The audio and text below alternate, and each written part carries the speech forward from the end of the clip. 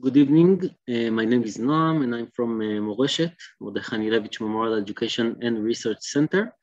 We are 3 days before International Holocaust Remembrance Day, and the question of how the world should commemorate the Holocaust is becoming relevant every year more and more. However, in many cases, the memory of the Holocaust is twisted. This evening, we are hosting Professor Andrea Pető. The topic of our lecture is hijacking the memory of the Holocaust by illiberal forces. We will have approximately 30 minutes of presentation and then approximately 15 minutes or more, if you wish, minutes for questions.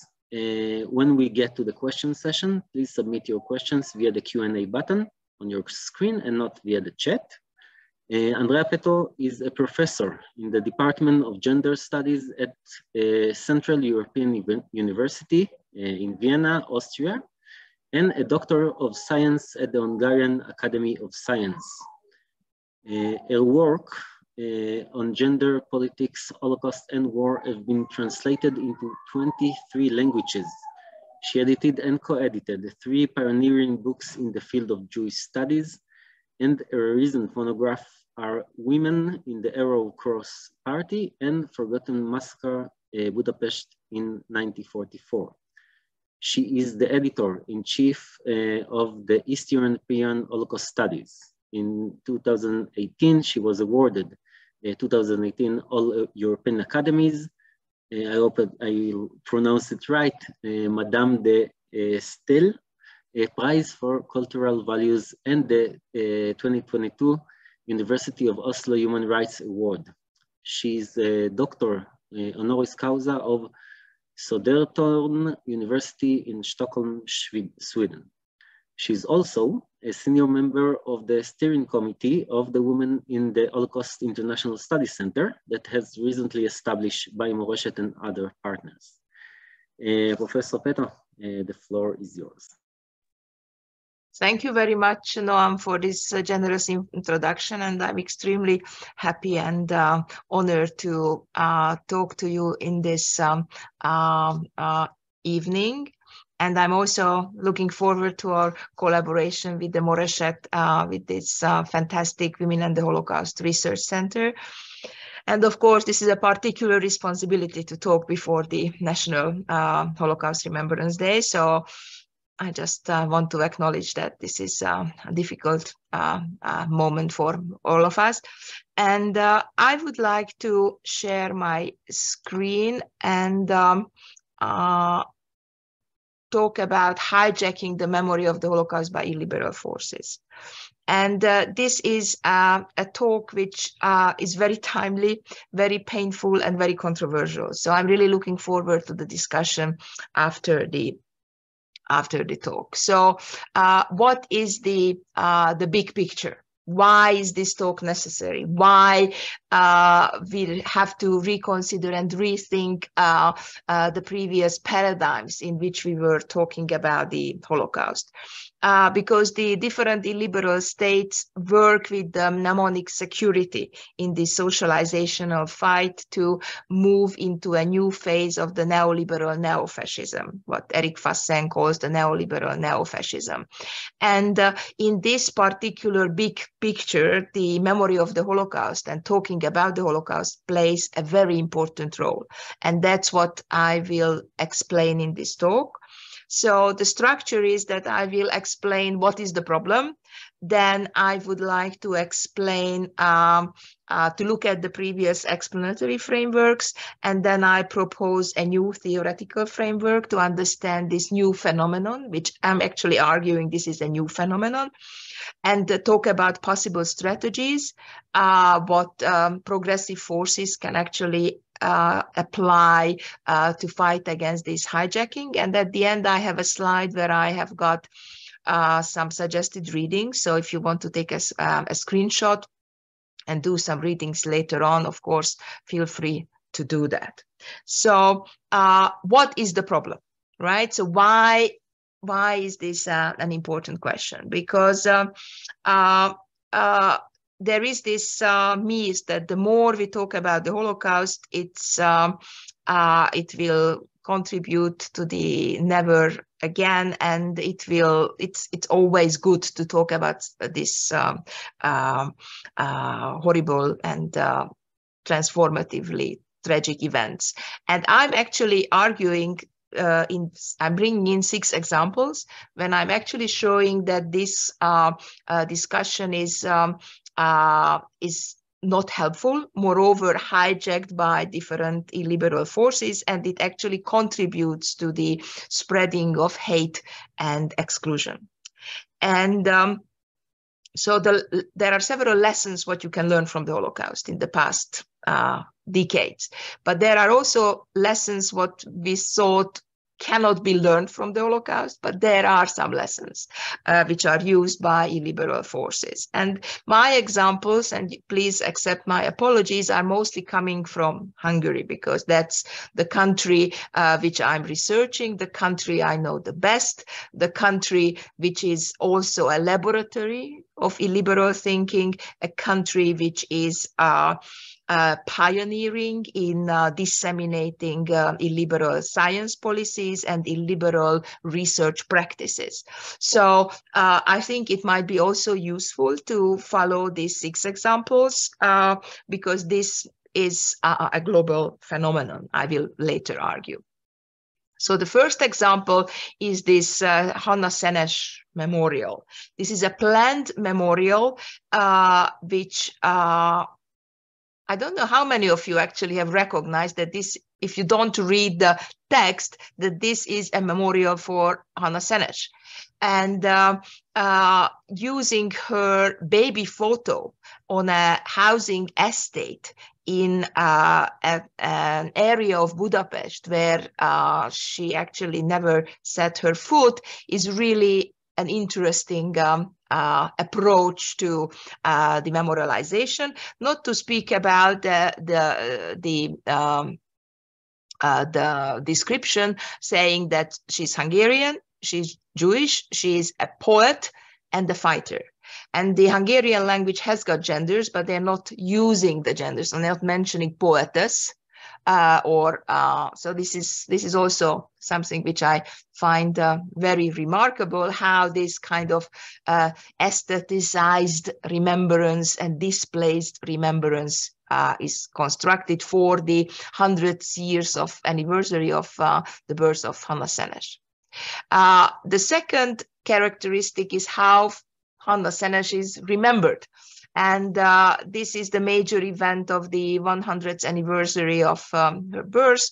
And you see that this is an all-male panel, an all-male remembrance, which I just want to flag as one of the problems. Please remember, I'm going through these 6 examples. What is the problem? Here, they published a cartoon about Hanna Senes, and this is extremely simple, I would say, and very, I mean, it goes against any kind of intellectual traditions, and it's a very, of course, there are lots of good cartoons, but this is a very simple cartoon. The Holocaust Memorial Year in 2014 in Hungary actually contributed very much to this divided memory. On the one hand, you see on the left the House of Yellow Stars, the map, which was an initiative started by volunteers, hosted by the Open Society Archive in Budapest, which marked those houses in Budapest which were marked by this yellow star, which was a forced settlement of the Jewish population.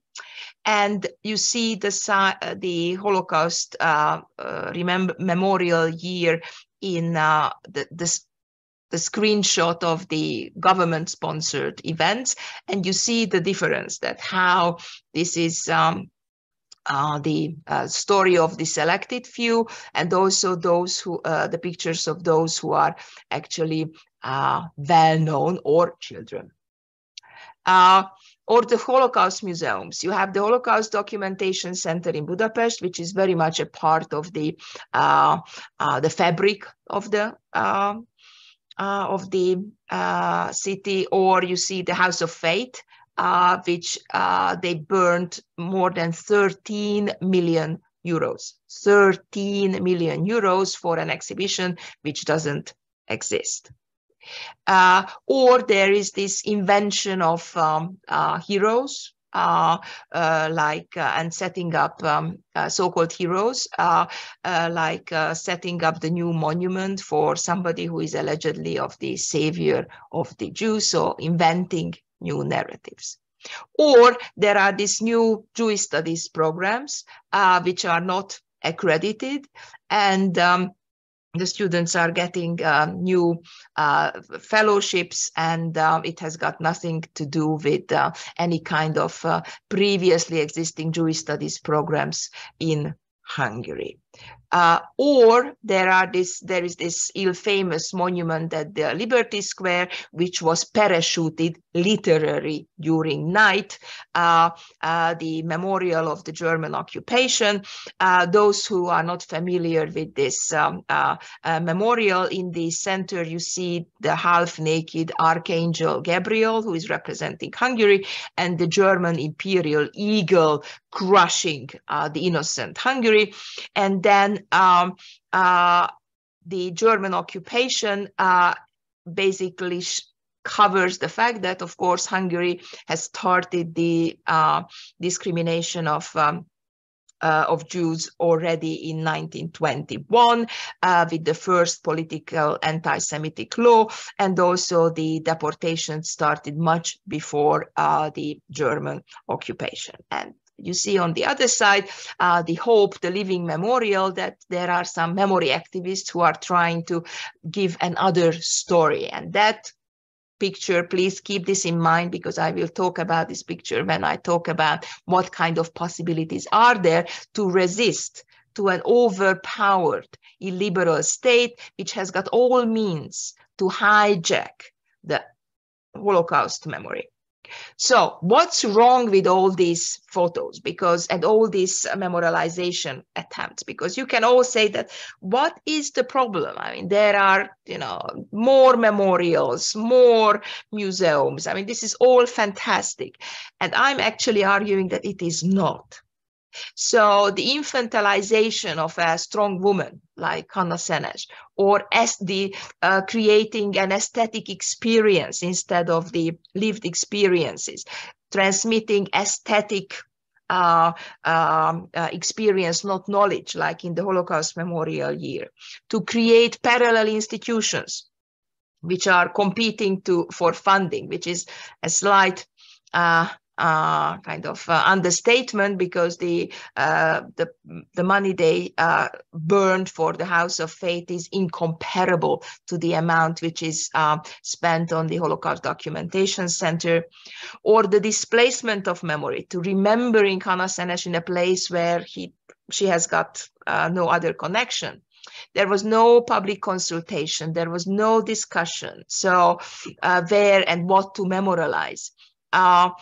Of course, the all-male panel, the remasculinization of the memorial discussion, and also ignoring the community of remembrance, ignoring most of the Jewish communities, and also parachuting experts and parachuting monuments. I mean, really, this monument was parachuted during night by a trailer, and exhibitions actually point to this illiberal international, that there are these internationally organized illiberal forces which are also using the Holocaust story as a kind of colonial project. And also it's a cover-up, it's a window dressing for the real problems, because putting these kind of baby picture of Hannah Senes into a housing estate is basically covering up the real problem, namely that in Europe, Hungary is one of the most anti-Semitic countries after Greece and Poland. So what are the policies? So I gave you some examples. I listed what I considered problems with these memorializations. So what are the policy levels? First of all, creating parallel institutions. So not only in Hungary, but also in Poland, In other countries, you see different parallel research institutes and museums being set up to the already existing accredited institutions. There is a populist turn in topics of research, focusing on the ordinary citizens who do not have any responsibility what is happening to them. There is a her story turn. I'm sure you are familiar with this pun, with his story, her story. And you also know that women's history writing and gender history writing is very often focusing only on trying to recover women in history and simply saying that there are not enough women in history. And we see that not only that there are more and more women are present as topics of research, but there are more and more female researchers and memory activists are there who are ready to do this patriarchal bargain, to use Candiotti's term, the patriarchal bargain, that they are not questioning the patriarchal structures, but they are finding comfortable place representing the care work and motherhood as the most important task for women and mothers. There is a populist turn in presentation of the museums that's showing experience instead of facts. And how to reach out to this audience, they solve the problem of creating this kind of experiences instead of facts. And they are appointing experts. They are not training them or they are not testing them, but the experts are just being appointed. And they are all in the illiberal science policy. Academic quality assurance is hijacked, which means that it is not an accident that Hungary was excluded from the Erasmus programs, because the education, what most of the universities are offering in Hungary, do not meet the requirements of the European higher education. So what I'm offering as a takeaway point from this talk is that suggesting a new conceptual framework to understand what's happening when the illiberal polypore state is actually taking over the science policy and also memorialization policies.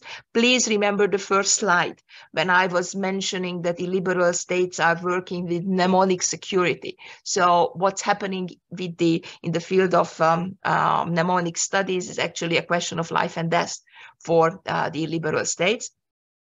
And before you start Googling what the heck is this polypore, this adjective before the state, this is this mushroom which lives on the trunk of the tree and sucks the energy from the tree and produces nothing else than the polypore.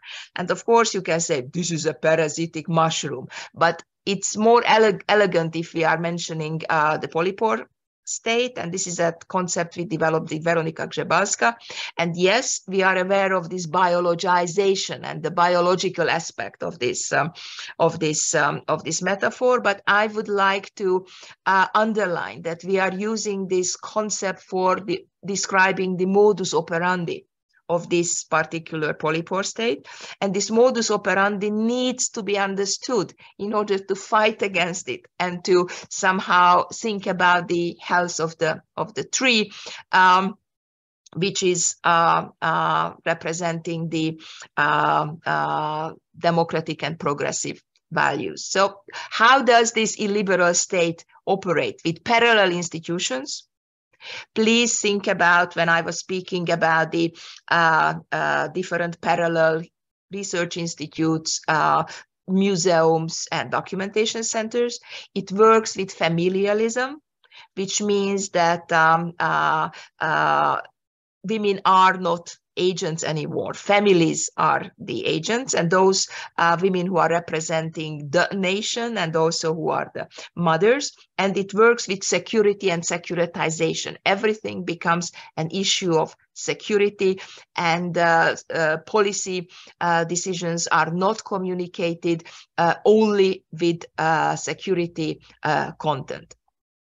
And of course, you can ask the question that how is this connected to this hijacking, this concept of hijacking? And when I use this concept of hijacking, of course, you very legitimately ask the question, how is this connected to distortion or revisionism? Because I'm actually arguing that we are seeing a paradigm change. And that's what the argument of this whole talk is, that we are seeing a paradigm change in the Holocaust remembrance. I described some of the signs, I described some of the policy measures, and now I would like to peg this into the already existing vocabulary and to see what is different and why this new terminology is needed. And then I would like at the end, because we have to always finish with a positive note, to explain how you can actually fight against this kind of hijacking. So far we have got two terms we are using for the Holocaust distortion or revisionism. And here on the screen, you see how Paul Simons is using this distortion, but of course the IHRA is also using the concept of distortion, right? And this distortion is distorting a certain knowledge, right? And but here, what we are seeing with the illiberal polypore states, that's not the case. And it is also not revisionism. Even if we use the three different revision definitions of revisionism, which is done by Tucker, who is saying that there are three types of revisionisms: the significance-driven, the evidence-driven, and the value-driven. Right, the significance-driven when somebody is finds some evidence or documents, or the evidence-driven when there is a new evidence which is discovered, or the value-driven. And you can also argue that the value-driven revisionism can be very close to Holocaust distortion, but it's actually not. Right? And I'm actually arguing for a paradigm change, which is a kind of illiberal democracy exploitation, that exploiting the existence of the democratic structures, institutions, values for a different purpose. So this is not distortion, this is not revisionism, but a new form of misusing, appropriating, hijacking an existing institutional framework, value system, literature, concepts, and you will see. Okay, so what is what we see? So how this democracy exploitation is happening in the case of the illiberal polypore state. So what they are doing is they discredit and delegitimize and defund already existing institutions in order to create a new parallel institutions with loyal experts. So I'm sure you are familiar with all these debates around the House of Faith, but I can use several examples also from Poland, and I hope that colleagues who are listening to this talk and experts of Poland bring in those examples. And the defunding of existing institutions is something which can happen smoothly. Because that's the way how neoliberal institutions are, in neoliberalism, institutions are killed. But sometimes it also happens through delegitimization and creating this new concepts of the loyal expert, appointing experts. Please think about this term I already used. What is also new, this double speech. The double speech is that giving politicians and experts are giving very different talks to their own audience, to their own community, inside that country or outside the country, than to international norm owners. And if you read my work about the how the Holocaust Remembrance Year in 2014 happened in Hungary, and you will get this reference at the end of the talk, you see that the double speech was masterfully used by the government, which actually used the Holocaust Memorial Year in order to build up this parallel institution, and at the same time discredit and defund existing institutions. And this all happened while the international organizations were watching. And we can also discuss that, what is the role of international organizations to look at this and to fight against this kind of hijacking. Anti-intellectualism. Excuse me. I already used one example, the cartoon. Please don't misunderstand me. I'm not against cartoon as a genre. I'm against the bad cartoon as a bad genre.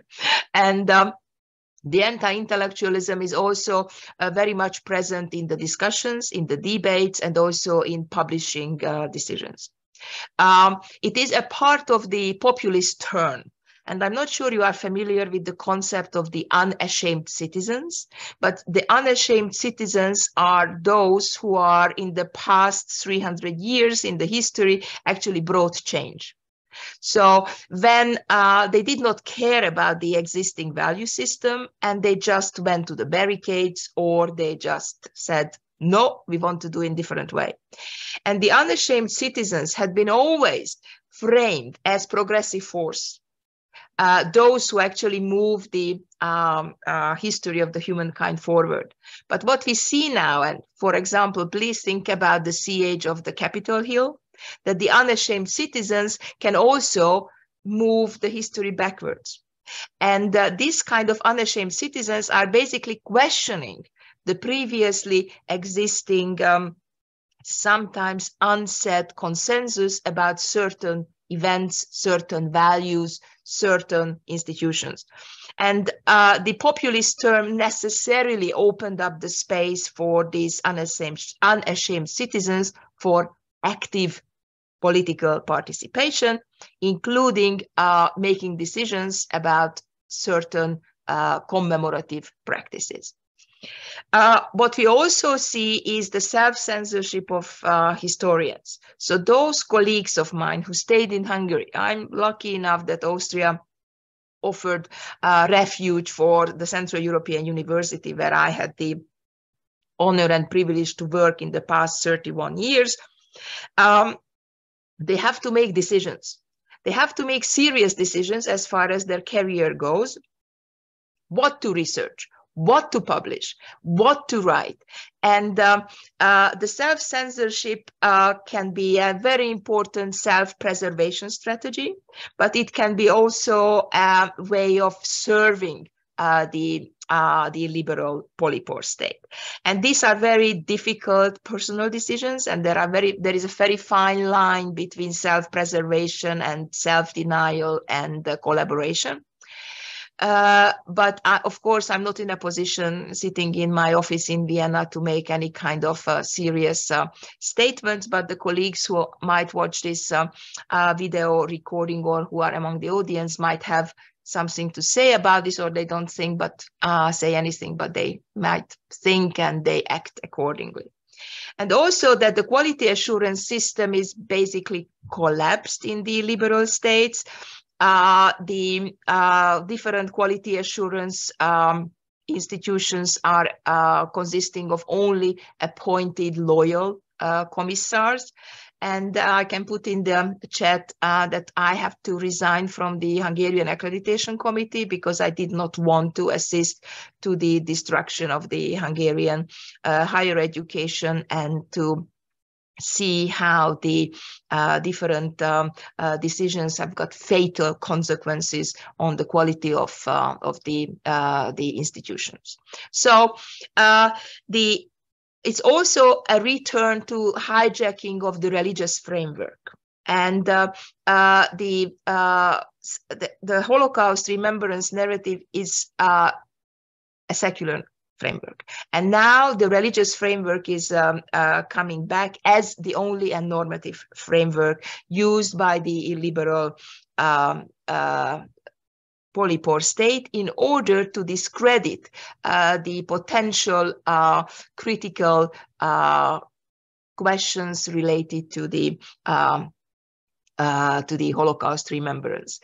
And I'm arguing, and that's the main point, that distortion and revision, that it's not a distortion, it's not revisionism, but a paradigm change, because the illiberal police state with mnemonic security creates new truths from the unashamed citizens. So here is this concept of new truth, right?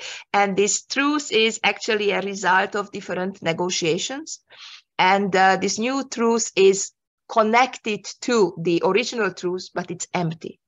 It doesn't have the original deep and moral consequences and values which you originally might think. So why do I think this is new? And of course, you can say that there is nothing new here, but I'm arguing that this is not a backlash, because it's easy to consider this as a backlash, that, you know, something bad is happening, but we will get back to the good old times. I'm actually arguing that these good old times have never existed. There had been always major issues with the framework of the Holocaust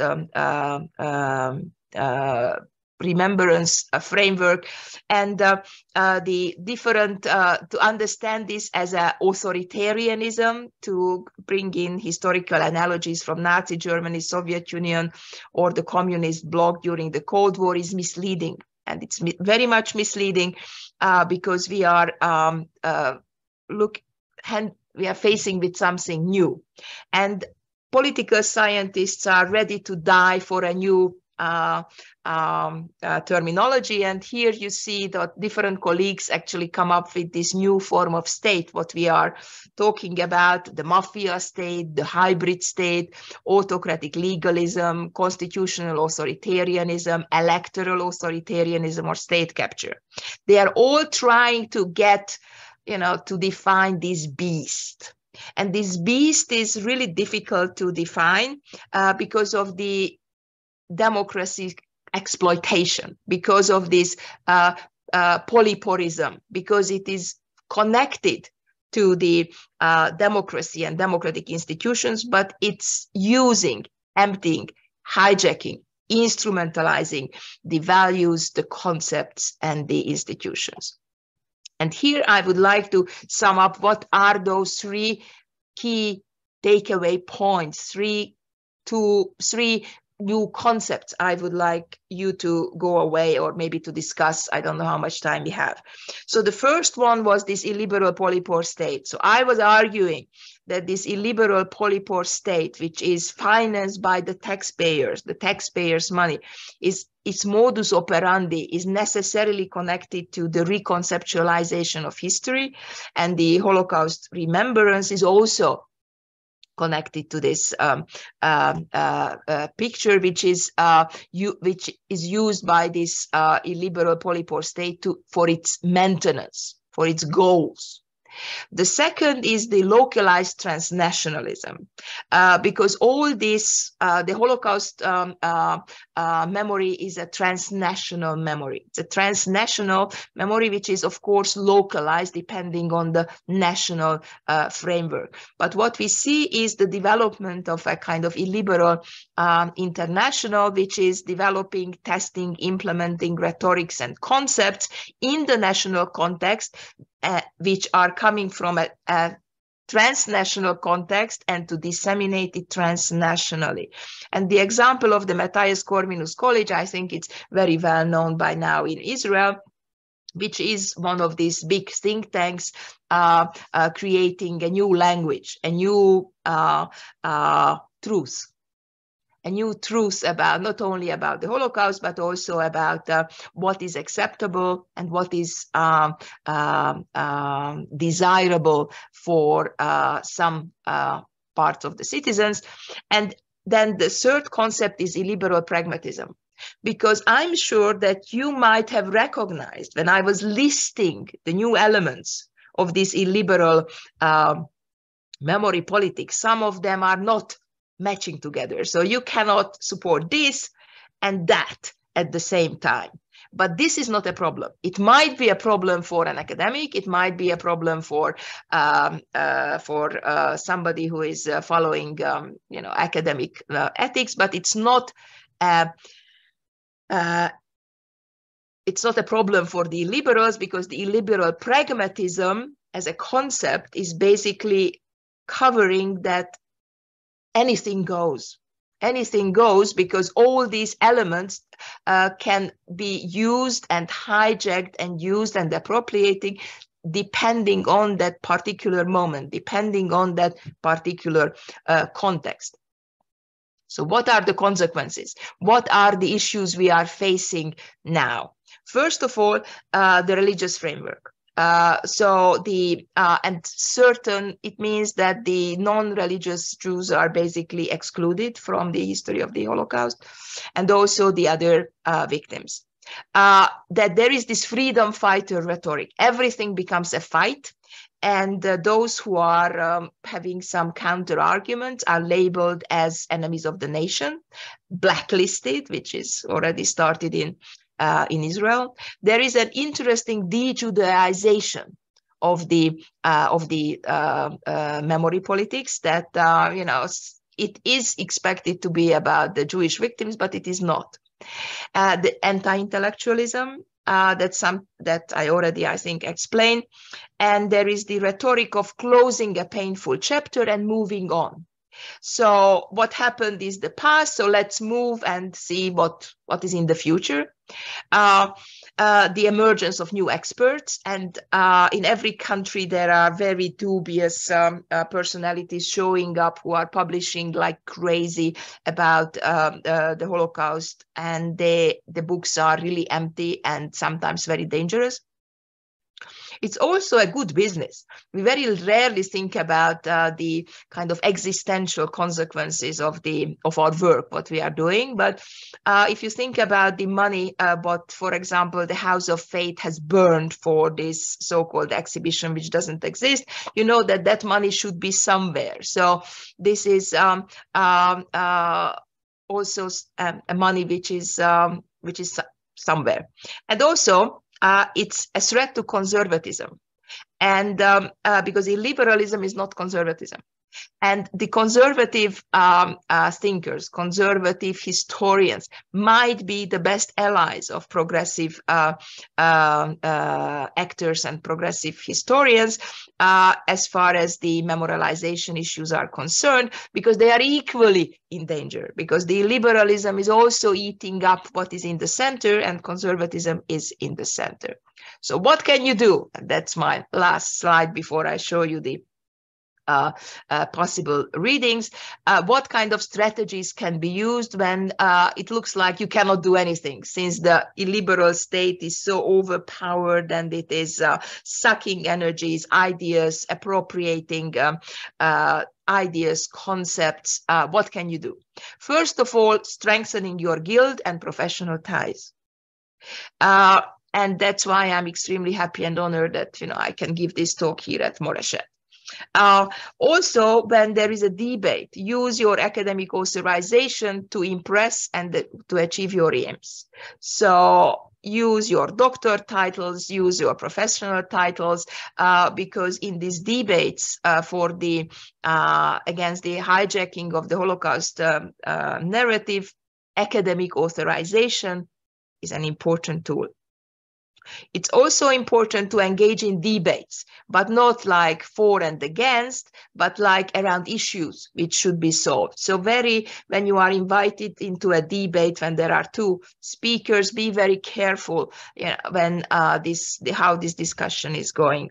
Avoid technical language, and in the past years, I have been trying to write books which are easily understandable and accessible without giving any compromise as far as the academic quality is concerned, because the approaching and giving this kind of knowledge in a popular language is the best tool what we have. Use the legal frames and alliance with lawyers, because this attack on different institutions and the different research institutions are usually coming in a legal frame. What we are experiencing is a legal counter-revolution, and that's why alliance with the lawyers is really important, and our colleagues can talk a lot about this in Poland. Line up with influencers. Don't be shy to use the likes you can get from influencers. Use the academic meetings as political action and shape the agenda through these academic meetings. Use whatever existing organizations can offer, their resources for your own purpose. And also use the existing law for the purpose and to threat with a PR disaster. And that very often works, especially in the case of the Holocaust remembrance, that there is still this leverage to use this kind of arguments. I'm not sure how long, but this is still there. Also a custom that a conflict is good. And because usually historians and especially museum people are trained not to go out and to avoid conflicts, but this is the time for conflict, especially in debates and reporting each other, and also be ready to be listed as a traitor. And because the illiberal polypore state is actually working with humiliation and also with securitized language, and also be present in the social media and make sure that you stay safe. So that's why if you look my Twitter or my Facebook or my LinkedIn account, you see that I'm very much present, very active, and that's a result of the me being 3 times loser. A 3 times loser because I lost CEU, which had to move from Budapest to Vienna. Gender studies had been banned in Hungary, and also I had to resign from the Hungarian Accreditation Committee. So you can very well ask the question why Moreshet was asking somebody to give this very important talk who was a 3 times loser, but I hope that my talk and my appeal to think critically about what we can do in illiberal times actually gave an answer for this question. And thank you very much. And I'm taking questions if you have one. Thanks a lot. Oh, thank you very much. It was fascinating and bothering and worrying, everything together.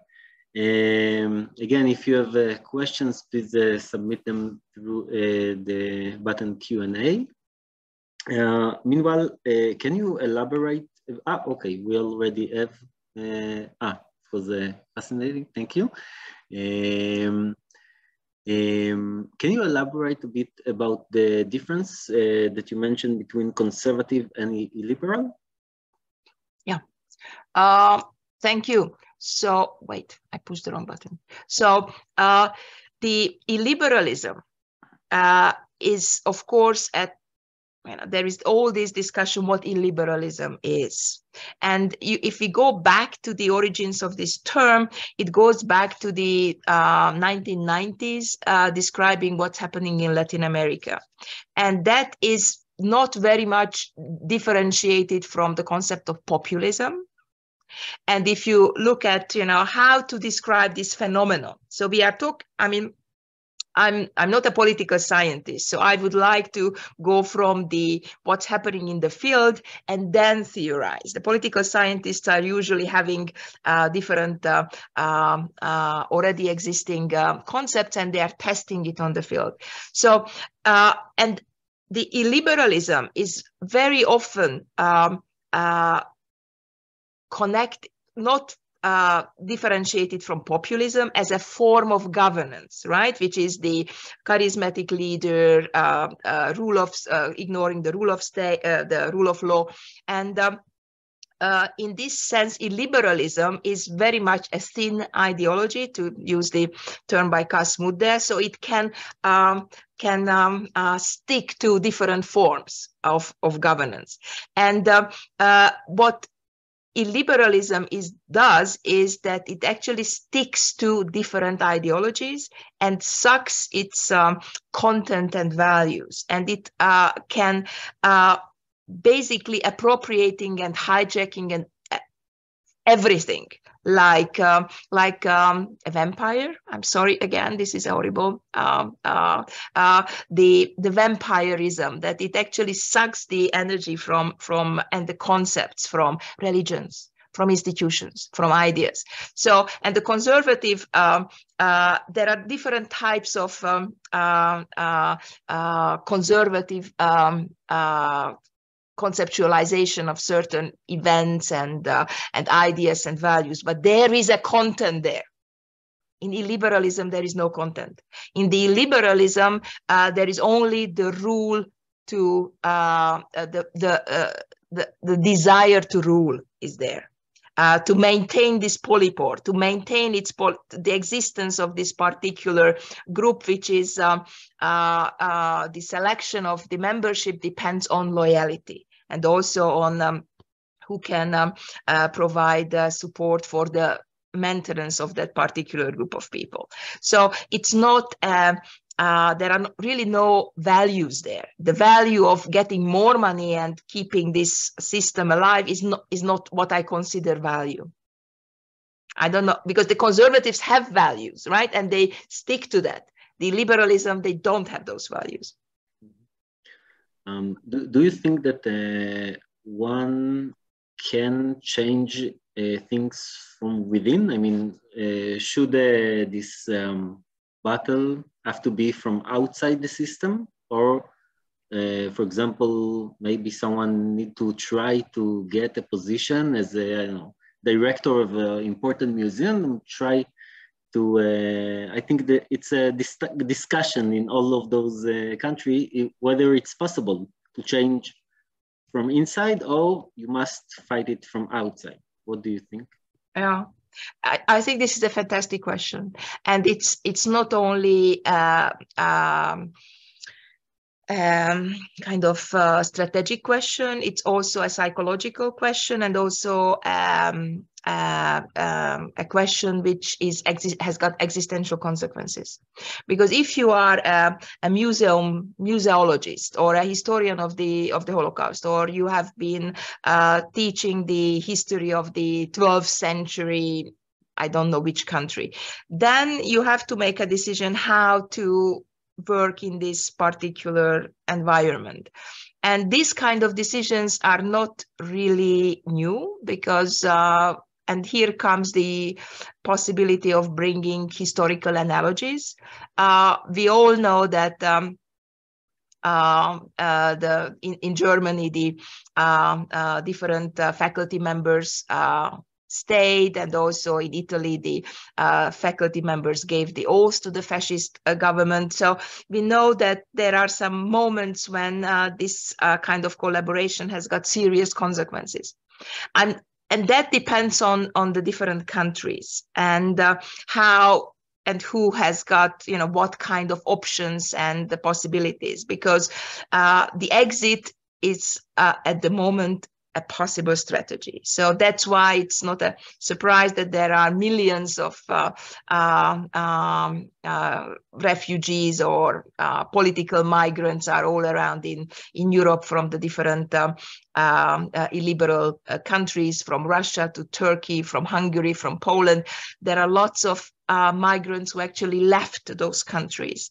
I would say that this is a very difficult question, and there is no golden standard how to answer to this. And I personally, I'm the embodiment of a total failure, because I accepted to be appointed to the Hungarian Accreditation Committee when some of the friends were saying that, oh, it's already hopeless. It's already hopeless. But I still believe that I can make the difference. And then there was a moment when I recognized that it's impossible to make the difference, and then I left. But then I had this secure environment and background with CEU in Austria. So my decision is a very different decision than of those who have got a mortgage to pay and children to care for. So these are very complicated decisions. But the debate, if we can do it, if we can make a change from within, is a long and extensive debate. And if you ask me, the short answer is no. Okay, thank you. Question from Miriam Shankar.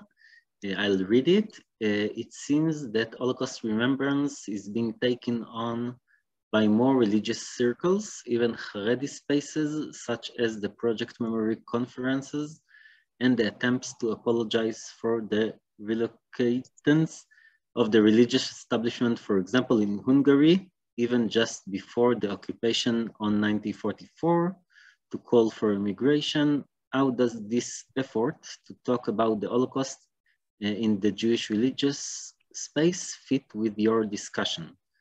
Thank you for this fascinating talk. Thanks a lot. I put this Guardian article about my major failure to believe that I can make the change within. The religious framework is a really important question. It's a really important question, and I'm not sure I know enough to respond to this because it has got several layers. First is that there is definitely a gap in the literature. There is definitely a gap in the research, which is focusing on religious experiences, religious actors, and especially the sources, the Yiddish sources. I mean, it's a gap, right? The other is the intention of certain political forces in order to hijack this particular lack in the literature. And the third level is the institutionalization of the Holocaust memory on the state level. So all these three levels are interacting in a very complicated way. And of course, this plays out differently in Hungary, like in other countries, and especially differently in Israel. Thank you.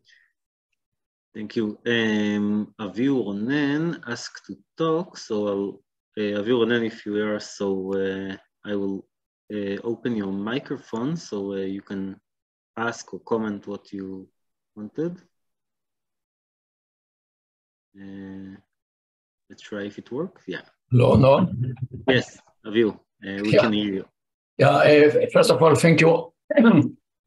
Thank you for your most interesting talk. But listening to your talk, it came to my mind whether such symptoms of using the Holocaust, of hijacking the Holocaust, happened not only in illiberal states, but also in democrat states, or that Israel, or liberal states, or that Israel is not so liberal as we think. If you're just taking the way that Netanyahu used and exploit the Holocaust memory, and just in the last years, his contact with the Polish government, not to blame the Polish people for the Holocaust and so on and so on, and another fantastic story that he advanced that the Mufti of Jerusalem, the leader of the Arabs, of the Palestinian Arabs during the Second World War, he had first the idea of annihilating the Jews. So I don't see the great difference between Netanyahu and between Urban or between Dude. That's one point. Another. And I'm sorry, before you go to the second point, and do you think that in my talk I did not make it clear that there are certain similarities between the Orban government I think and it's the clear, Netanyahu but I want to government? make it much more clear because it's judge our fights here. And the same is with the CAO, that Urban pushed out the CAO to Vienna, and Netanyahu, on the other hand, pushed in the Ariel University, both interfere with international law. So it's the same, it's again a great similarity between both institutes, one go out and one go in Israel. And the last comment, it's real, and this one it's a reservation. I think your strategy is very, very interesting, but I think that there is a danger in this strategy because you put one narrative against another narrative. But we historians are not dealing with narratives. We are dealing with the truth, with historical truth. So our main task is not to find tactics how to advance or promote our narratives, but just to make our research without fear and without getting anyone in the regime to influence us. And there are a lot of examples. I think one of the best examples is the protest of Yad Vashem scholars against the contract between the Polish and the Israeli agreement concerning the agreement between them. And I think this is the way, just to look for the truth, to be independent, and to be brave. That's it. Thanks a lot. I totally agree with you that we have to be brave. I totally agree with you that we have to be independent. But the problem is that this truth problem, truth is getting hijacked, appropriated, and it's truth is there. At the moment, what we see is a fight for determining of the meaning of the truth. So let me elaborate on this. And I'm really grateful for your comments because it gave me the opportunity to talk about this issue of what are the problems with the fighting for the truth. And you are very legitimately saying that the historian's task is to go for the truth and not to let him, her, they self being influenced by the different factors or ideologies or factors. But the problem is that this is not happening. And we are all products of different contexts, different experiences, different schoolings, different discussions. So there is not such a thing as objective history. There are different types of discussions, different types of narratives. And what we see now is that the fact that some of the historians demanded that they are the guardians of the truth is actually hijacked, appropriated, instrumentalized by some other forces who are saying, but my truth is as valid as your truth, and I have my own truth. So please think about this concept of unashamed citizens. This shaming, simply saying, but you are stupid, what are you talking about? That doesn't really work. Because that's the main challenge, the populist challenge to science. That if somebody believes that I'm very consciously using an example from a different science, that the Earth is flat, you cannot really show pictures of the globe, which is not flat.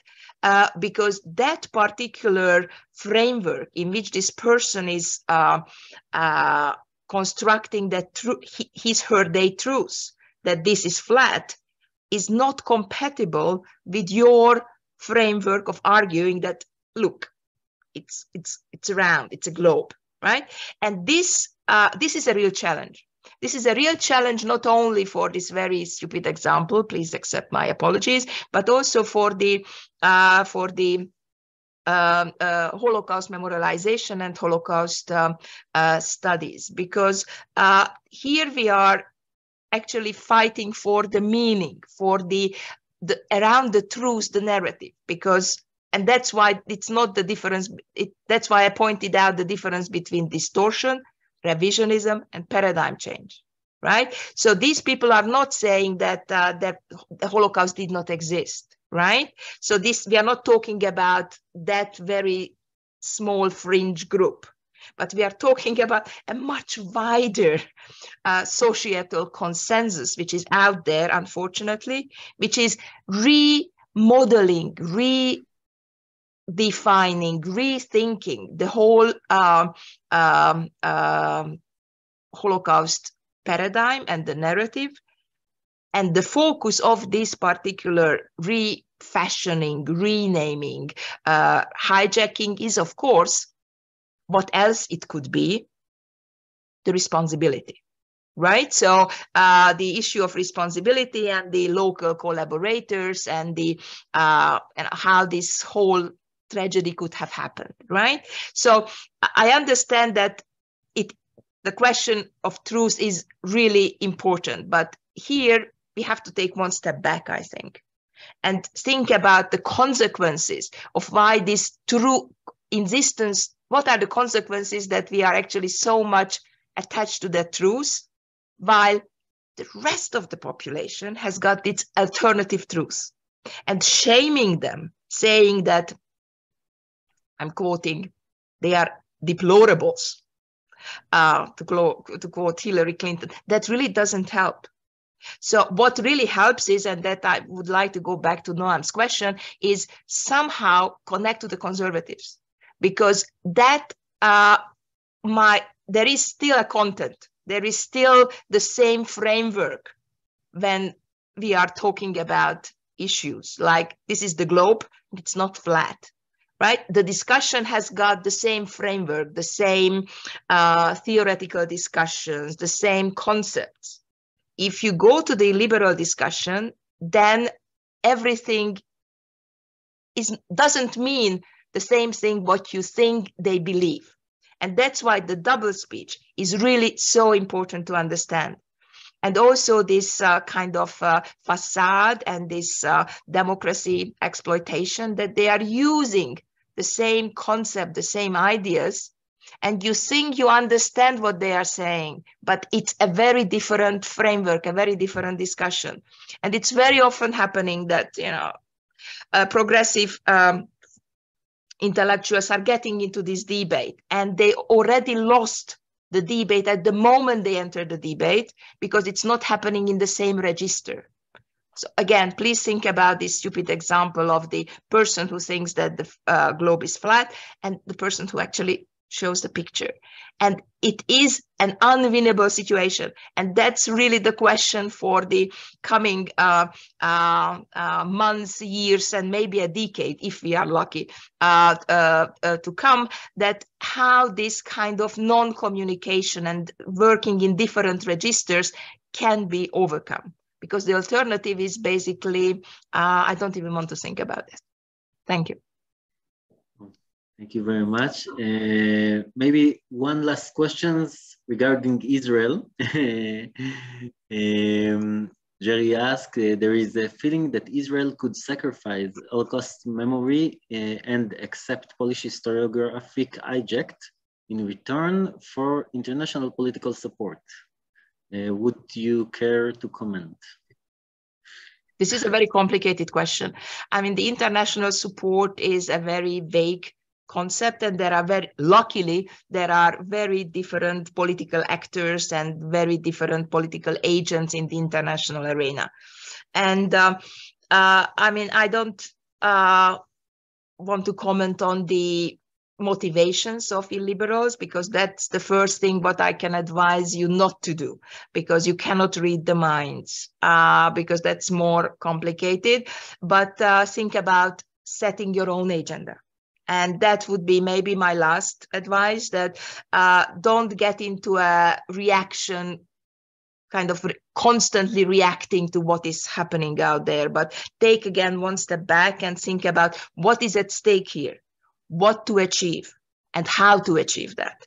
And that might actually be a successful strategy, because in Israel, as I see it, I was happy and honored to be at the Hebrew University in the Davis Center for 2 weeks, visiting lecturer.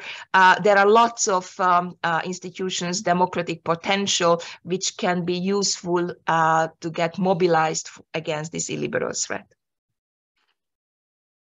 Okay, Professor Andrea Pető, thank you very much. It was very interesting, very important, very relevant. So thank you very, very much. And thank you all for joining us and stay until the very end. I hope this, how to call it, fight, battle, challenge will work. And have a good evening wherever you are. Thank you. Bon courage. Thank you very much. Goodbye. Bye.